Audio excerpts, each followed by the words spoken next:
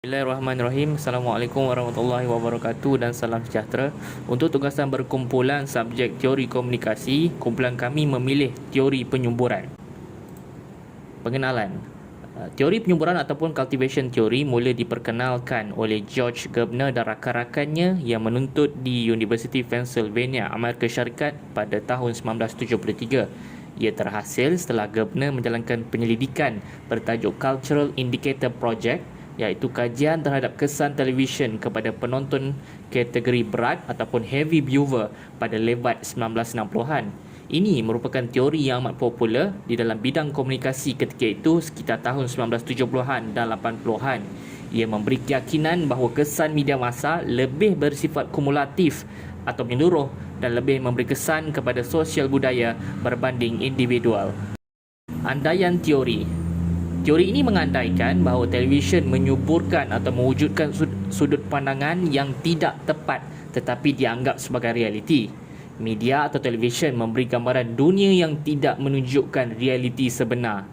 Dan pendedahan berterusan terhadap kandungan media atau televisyen ini memupuk nilai, kepercayaan, sikap dan keinginan tertentu pada manusia.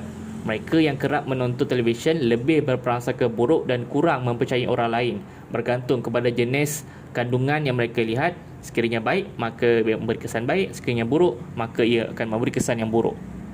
Seterusnya, idea teori. Teori ini meramalkan dan menerangkan kedudukan jangka panjang dan perubahan persepsi, kefahaman dan kepercayaan seseorang tentang apa yang berlaku di dunia ini hasil daripada penerimaan maklumat daripada saluran media atau televisyen.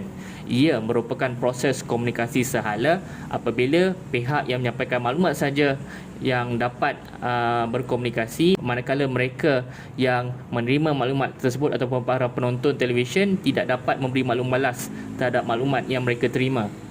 Perspektif manusia tentang realiti banyak dipengaruhi oleh beberapa kerap seorang itu menonton televisyen, di mana penonton berat mempunyai kurang kepelbagaian dari segi sumber maklumat dan idea tentang dunia berbanding dengan yang kurang menonton televisyen.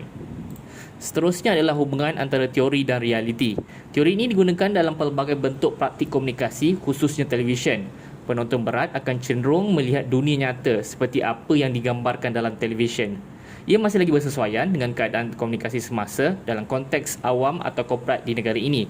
Kerajaan menggunakan medium TV sebagai antara kaedah utama untuk menyampaikan maklumat dan mendidik minda masyarakat tentang agenda dan polisi kerajaan.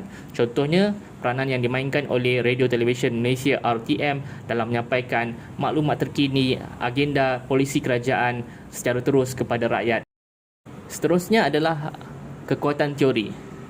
Teori ini dapat digunakan untuk menganalisis pelbagai bentuk praktik komunikasi. Ia sangat berguna dalam mengkaji pengaruh televisyen dan media massa terhadap pendapat dan pemikiran masyarakat. Dan seterusnya, kesan Mean World Syndrome yang dibuat berdasarkan kajian yang dilakukan ke atas televisyen, para penonton dan program keganasan dapat dilihat dengan menggunakan teori ini. Seterusnya adalah kelemahan teori, di mana kaedah penyelidikan yang digunakan oleh teori ini tidak mantap dan penggunaannya tidak bersifat sejagat. Peranan pemoleh ubah teori juga tidak dijelaskan secara menyeluruh sebagaimana seharusnya, dan ia kurang relevan dengan perkembangan teknologi masa kini apabila wujud media sosial seperti Facebook, Instagram dan Twitter yang bersifat komunikasi dua hala.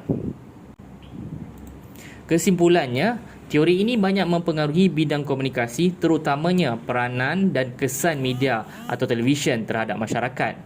Namun, perkembangan teknologi masa kini menjadikan masyarakat boleh membuat penilaian dan tidak mudah dipengaruhi seperti dahulu. Kesan teori penyuburan bergantung kepada niat atau motivasi seseorang penonton itu, dan masyarakat harus berfikiran lebih matang supaya tidak terlalu terpengaruh dengan apa yang dipertontonkan di kaca televisyen. Itu saja perbincangan kumpulan kami. Sekian, terima kasih.